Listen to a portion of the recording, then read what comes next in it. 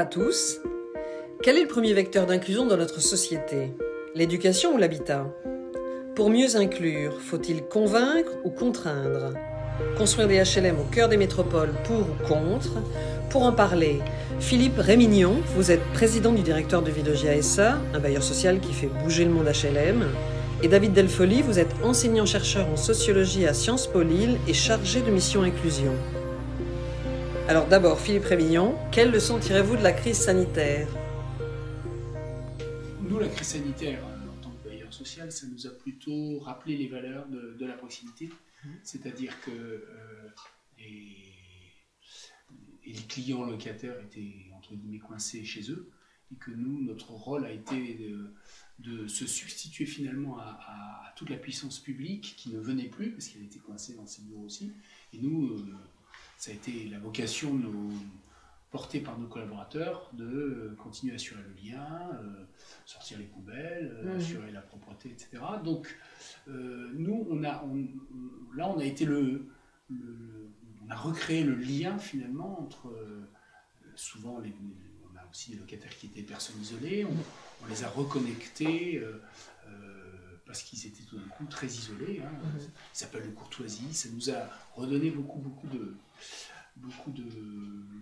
vigueur à notre conscience de votre rôle inclusif. Notre rôle inclusif.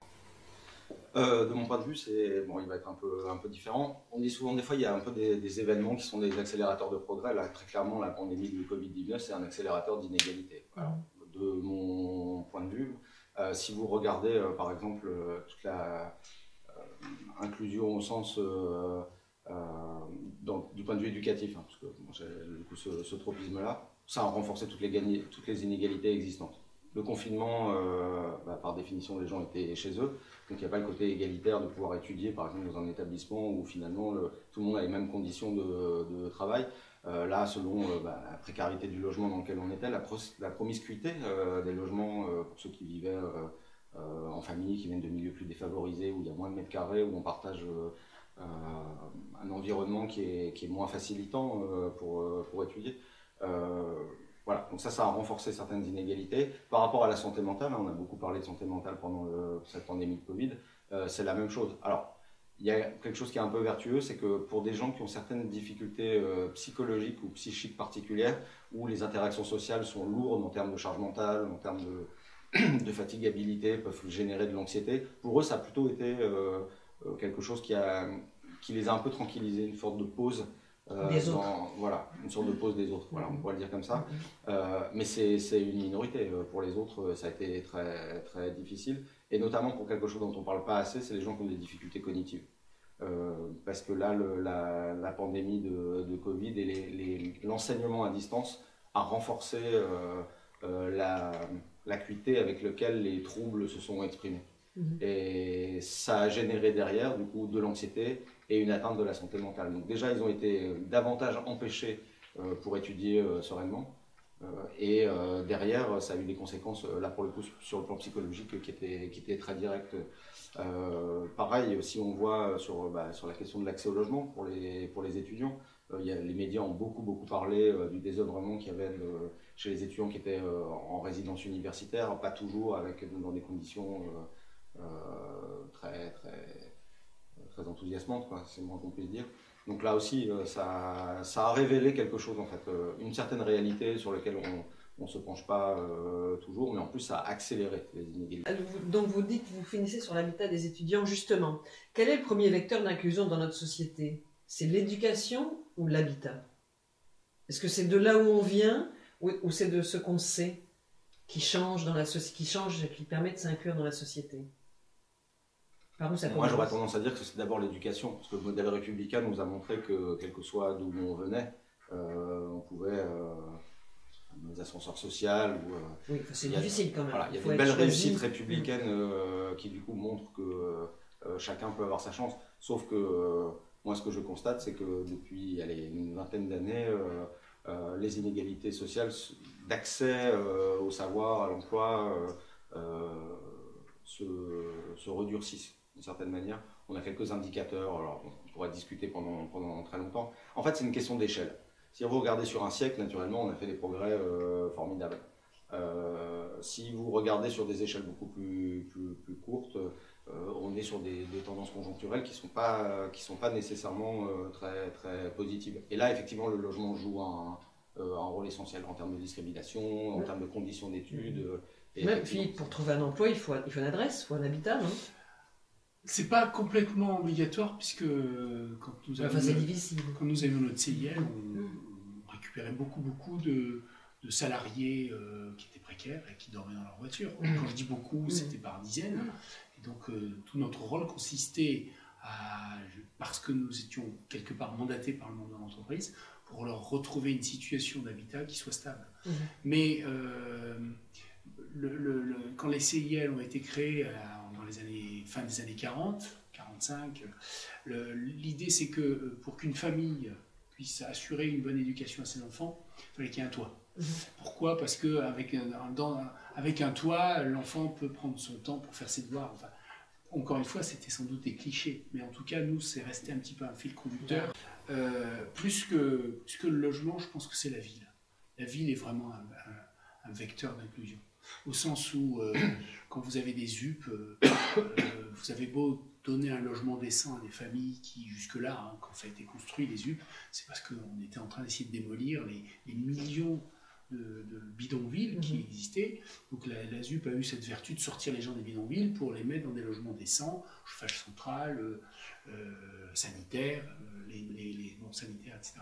Mais dans la décennie qui a suivi les années 80, finalement, enfin les années 80, on démontrait qu'à nouveau, ces quartiers-là commençaient à être marqués, datés, et ils étaient facteurs d'exclusion. Au sens de relégation, quand on est dans une ZUP, une adresse avec une ZUP, en général, c'est pas forcément très grandissant, très valorisant pour ces familles-là. Et derrière, après, il y a eu le phénomène que les écoles qui étaient au cœur des ZUP, ça devenait des nouvelles écoles, etc. Donc, je pense que le logement, facteur d'inclusion pour une famille, parce que donner un toit, ça permet effectivement d'assurer que les enfants puissent bien réviser leurs cours, etc. Mais je pense que effectivement, le modèle sur l'éducation, qui est quand même le fil conducteur de la République depuis Jules Ferry, finalement, je pense que ça, c'est fondamentalement vrai. Mais du coup, au croisement entre l'école et le logement, c'est la ville. Plus que la ville, moi je dirais, c'est l'aménagement du territoire, parce que les inégalités, elles se voient aussi avec les zones rurales. Et dans les espaces urbains, c'est la manière dont ils sont pensés. Quand les quartiers sont désenclavés parce que les transports urbains sont bien faits, ça s'atténue quand même. Donc c'est plus que la question de la topologie. Voilà, on est vraiment en termes d'urbanisme et d'aménagement du territoire. Et aujourd'hui, d'ailleurs, un des facteurs c'est très intéressant les études sociologiques sur ça, c'est que un des facteurs d'inégalité qui est criant, c'est par rapport à la campagne et aux zones rurales qui sont délaissées, ne serait-ce que sur l'accès aujourd'hui aux nouvelles technologies, parce qu'un habitat aujourd'hui, c'est un habitat intelligent, c'est un habitat qui est connecté, c'est un habitat qui est écologiquement soutenable, et ça, c'est des facteurs aussi d'exclusion qui sont très très forts, quoi. Alors, pour mieux inclure, faut-il convaincre ou contraindre? Ah bah convaincre. La contrainte, elle est nécessaire parfois. Mais avant d'être obligé de contraindre, il faut d'abord convaincre. Moi, l'exemple même, c'est le quota SRU, le nombre de logements sociaux.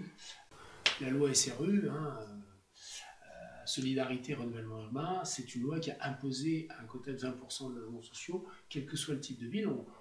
On a commencé par attendre que les gens se motivent autour de ça, puis à un moment, il a bien fallu que l'on les derniers récalcitrants. Parce que c'est pas respecté partout, il y a beaucoup de gens qui renaclent et qui... Et c'est pour ça que maintenant, il faut convaincre. On monte sur des pénalités qui commencent à être très lourdes, parce que la pénalité de base, elle peut être multipliée par 5 quand le maire fait preuve d'une évidente mauvaise foi. Donc c'est de la contrainte, mais en dernier recours. Je suis assez d'accord. Après, à nous, bailleurs sociaux, de démontrer que le logement social est un logement d'inclusion et non pas un logement d'exclusion. Mais convaincre, c'est aussi ce qui change les pratiques. Parce que si vous vous contraignez, vous l'avez expliqué, on peut toujours soit faire un minima ou carrément contourner. Alors que quand on est sur le domaine de la conviction, déjà les gens intègrent la légitimité de ce qu'on raconte, ils ont envie des fois d'aller plus loin. Donc l'innovation, elle vient aussi du fait que les gens sont d'abord convaincus et qui croient à l'idée qu'on défend. Alors après, convaincre, c'est pas simple. Parfois, il faut être séduisant. Il faut aussi avoir un discours qui donne envie aux gens de venir vers soi. Et les discours autour de l'inclusion, parfois, sont pas très motivants. C'est très marqué politiquement, c'est très marqué sur le plan idéologique. Il y a toujours, moi je me bats contre ça, il y a toujours cette idée qu'on fait de la compassion, quoi, ce réflexe compassionnel. En plus, la période actuelle, on est dans vraiment le tout compassionnel, quoi. Et en fait, ça dessert les causes pour lesquelles on agit. C'est une des questions suivantes. Dans l'entreprise, quand on parle d'inclusion, on le considère souvent, on le traite comme on coche la case responsabilité sociale. Est-ce que ce n'est que ça? Est-ce que c'est de la morale, de l'humanité, ou est-ce qu'il y a autre chose derrière?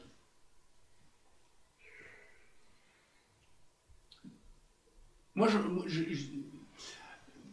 j'allais dire c'est une analogie, mais qui est simpliste. Quand le patronat du Nord a inventé le CIL, le Comité interprofessionnel du logement, c'était d'abord et avant tout pour finalement résorber l'habitat insalubre, les courets, pour faire en sorte que les ouvriers se logent de manière plus décente. Et tout le monde pense que, compassionnellement, on les présente comme des saints, etc. Non, c'est aussi parce qu'il y avait une vision productiviste. Un ouvrier qui est mieux logé, c'est un ouvrier qui se repose mieux, qui dort mieux, et qui du coup est plus productif à l'usine. C'est pas forcément contradictoire, mais je pense que le fil conducteur, c'était ça. Et je pense que l'inclusion, il faut aussi la voir comme un intérêt global pour une société. C'est aussi l'intérêt de tous d'avoir finalement un parcours ascensionnel positif pour tout le monde, y compris pour ceux qui naissent dans des circonstances très défavorisées. Le problème avec l'inclusion dans l'entreprise, c'est que alors je ne veux pas généraliser, hein, mais c'est que les chefs d'entreprise ne voient pas la question sous l'angle de la performance. Une entreprise, on ne va pas se mentir, c'est pas philanthropique. C'est fait pour faire du profit déjà, et puis pour atteindre un certain nombre de buts stratégiques. Effectivement, je ne dis pas, il y a beaucoup d'entrepreneurs qui ont une idée derrière, mais elle est quand même toujours au service d'une forme d'utilité qui est de retour sur investissement. De retour sur investissement. Et du coup, l'inclusion au sens handicap, là, par exemple, dans l'entreprise, pourquoi les entreprises, aujourd'hui, majoritairement, elles emploient des personnes handicapées? Bon, déjà, parce qu'elles ont une obligation d'emploi, donc là, on revient à la contrainte, hein, c'est la loi. Quand elles ne remplissent pas leur obligation d'emploi, elles payent une contribution. Ensuite, elles le font beaucoup en termes de responsabilité sociale d'entreprise. Parce qu'aujourd'hui, dans la fluidité sociale, et puis lors des réseaux sociaux, de l'image, sur le plan marketing, c'est essentiel aussi. On est toujours là-dessus, c'est-à-dire on fait du à part, on fait du particulier. On ne pense jamais l'inclusion comme quelque chose d'universel, comme si c'était de l'ordre de l'ordinaire ou de la différenciation.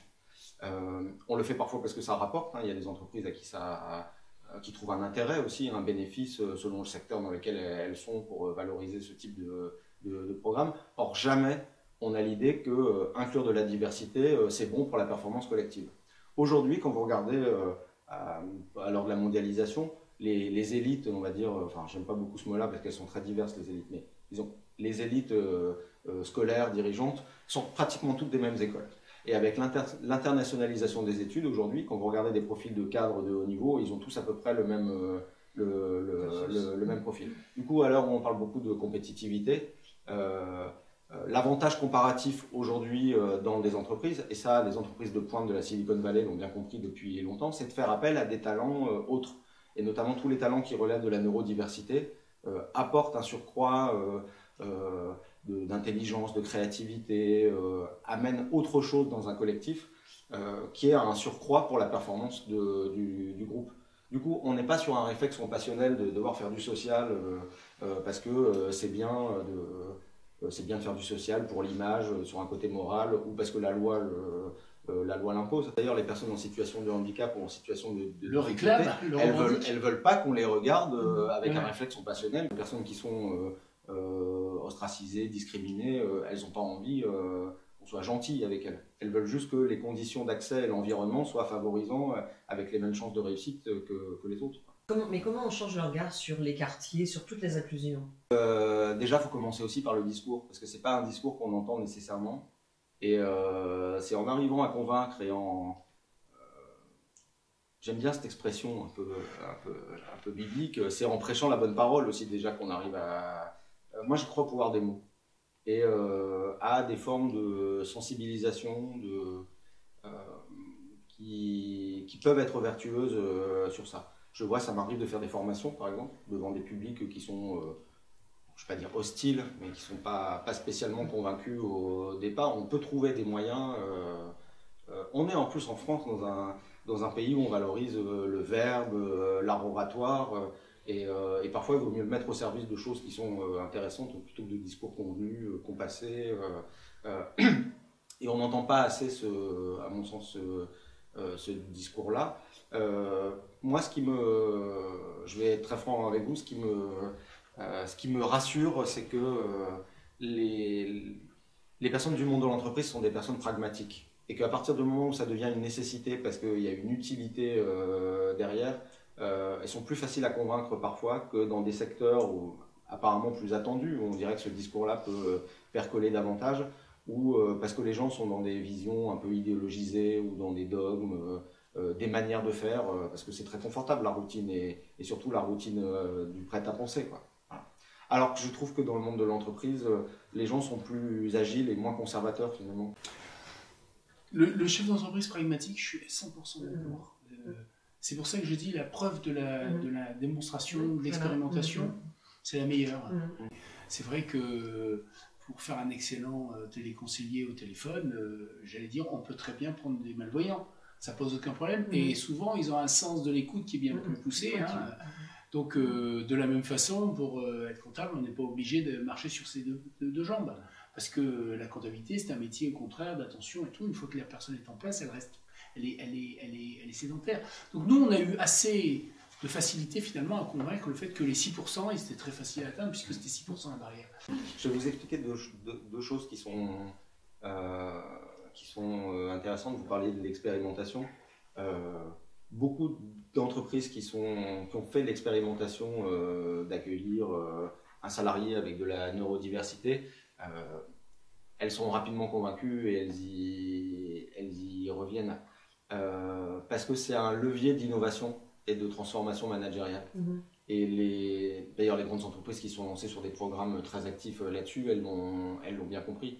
Quand vous parliez de l'autisme, quand vous accueillez vous préparez l'accueil d'un salarié autiste dans un service où il y a, je sais pas, 20, 30, 40 personnes, vous ne pouvez pas fonctionner si vous voulez bien l'intégrer, bien l'inclure dans le collectif de la même manière à l'ordinaire.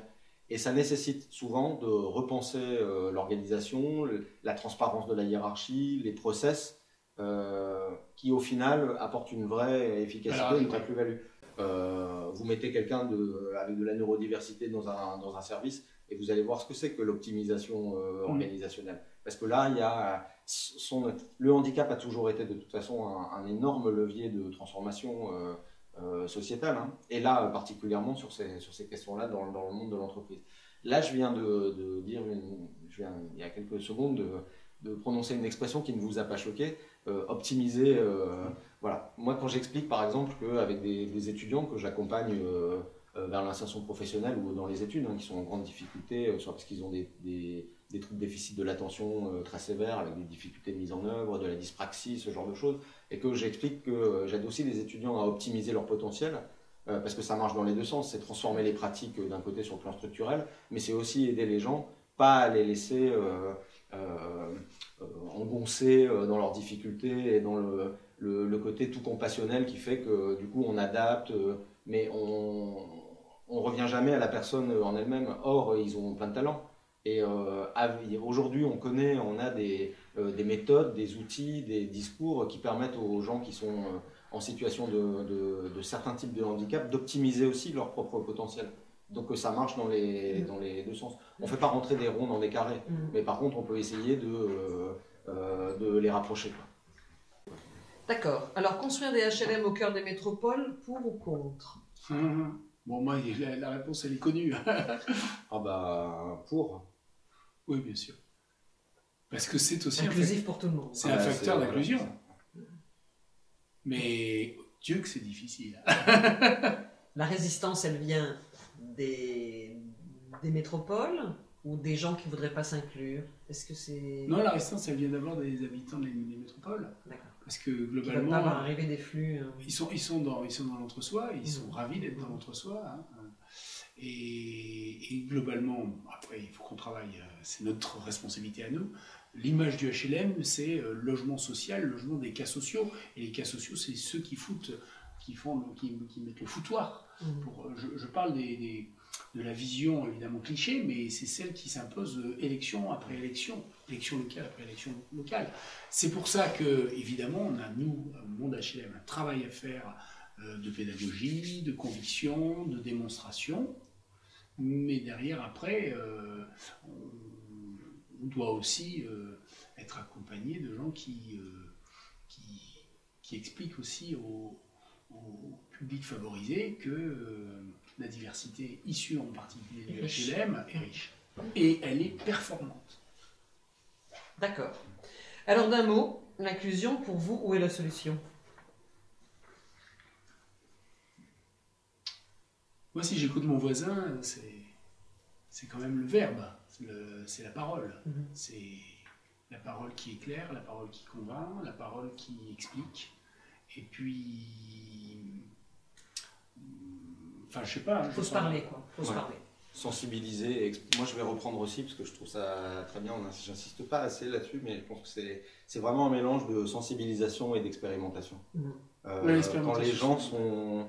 ce que vous disiez précédemment, quand les gens expérimentent et qui testent, finalement, c'est là où ils touchent le truc. Ouais, où on arrive finalement à les convaincre de manière pertinente. Je dirais l'association des deux.